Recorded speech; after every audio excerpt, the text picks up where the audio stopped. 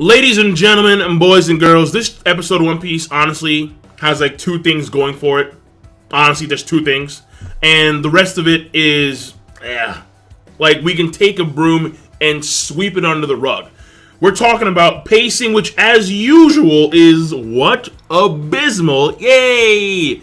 Then we got the animation, which unfortunately, they did not get Naotoshi and the boys. Nope, no siree.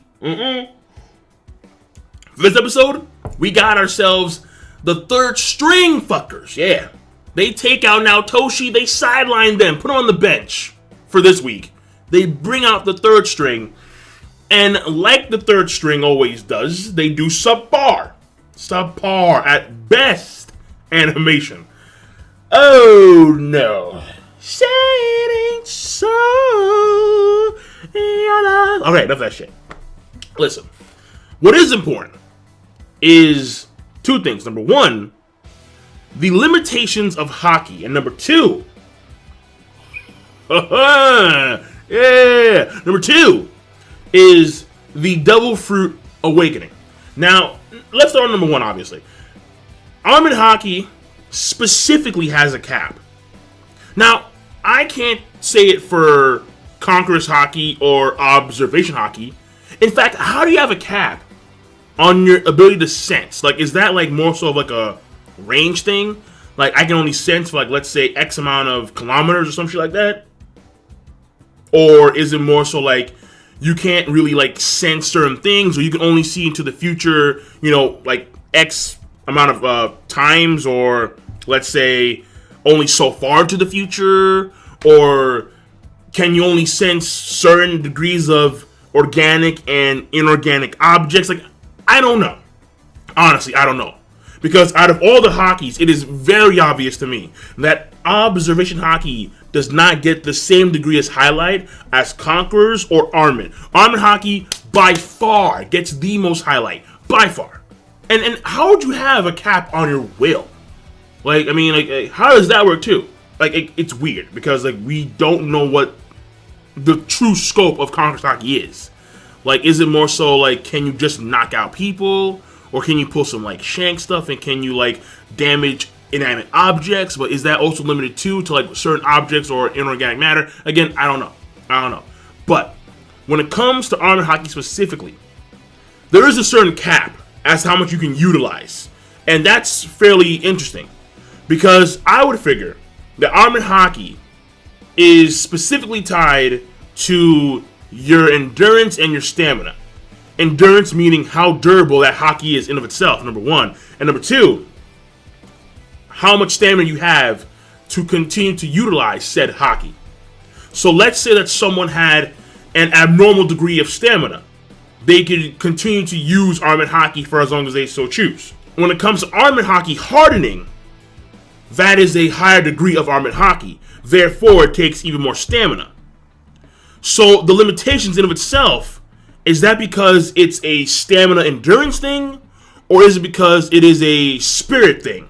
To where, because Armored Hockey is spirit, there is a certain degree of your spirit you can utilize while using Armored Hockey hardening. Like, it's not really like when Law says he's using too much hockey, that could mean a whole host of things. And unfortunately, Oda is not really that specific when it comes to hockey. It's still very vague in many respects. But there is a cap. And Luffy is reaching his limit. So, again, whether that is stamina / endurance, or if that's specifically how much your spirit can output, not too sure. Not too sure at all. But it is fairly fascinating, and it does mean that, at least when it comes to one type of hockey, there is a distinct limit. What it is, it varies from person to person, and like there's no way to gauge it. There really isn't. So Oda has to work on that, honestly. The second thing is the Devil Fruit Awakening. This one is more clear-cut and precise. There is another stage of Devil Fruit power, and that is called the Devil Fruit Awakening. Now, initially, the Devil Fruit Awakening was for exclusively Zoans, because Zoans, they had awakened Devil Fruit users. The Zoans that guard impel down, like the Minotaur and that Zebra and Rhino, I think? Whatever, either way. Or Hippo, whatever. Fact of the matter is that those guys, they are awakened Zoans. They're Zoans that have an extraordinary recovery time, even more so than your average Zoan. And on top of that, they would like lose their senses, and they were just basic meatheads. They come in there clubbing, swinging, and that was it. Those are the awakened Zoans. However, we now have an awakened Paramecia, and that is Don Quixote Doflamingo. This is a rarity. So we can only assume that in the future, Monkey D! Luffy will have an awakened Paramecia ability. And when it comes to Paramecia, thus far, I can't say it applies for all Paramecia, because Paramecia is by far the most random, broad scope of Devil Fruit power, easily. But when it comes to Paramecia so far, Flamingo lets it be known that the powers that apply for the user also apply to the inanimate objects around said user. And when it comes to animation, the animation overall was meh, honestly, but there was some good stuff here and there. And that good stuff was from Flamingo's Devil Fruit Awakening powers. There was a moment where he would step on the ground, the strings would form with like a small little purple lining aura to it. And then once he was away for like 3 more steps, those strings would disappear.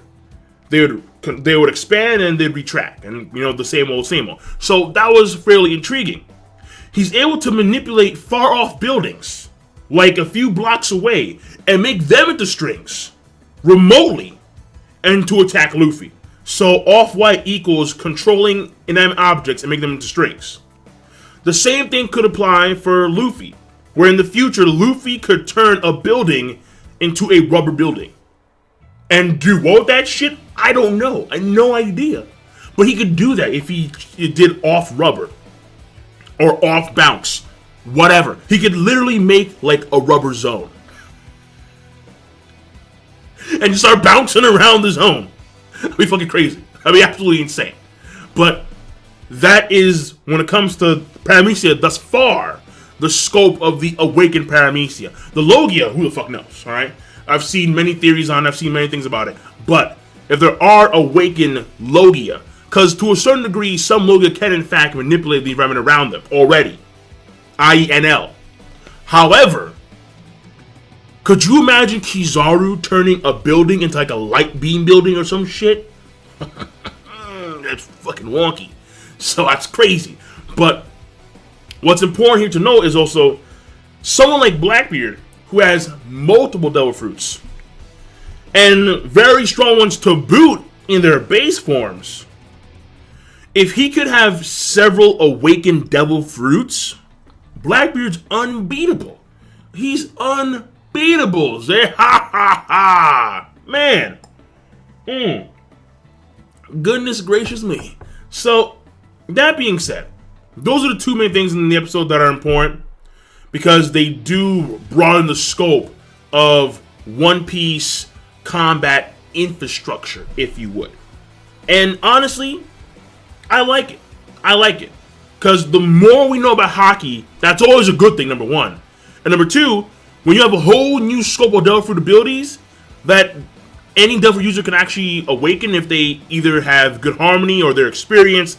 I don't know what the criteria are to meet an awakening of a Paramecia or Logia or Zoan, but it's possible. So I'm done.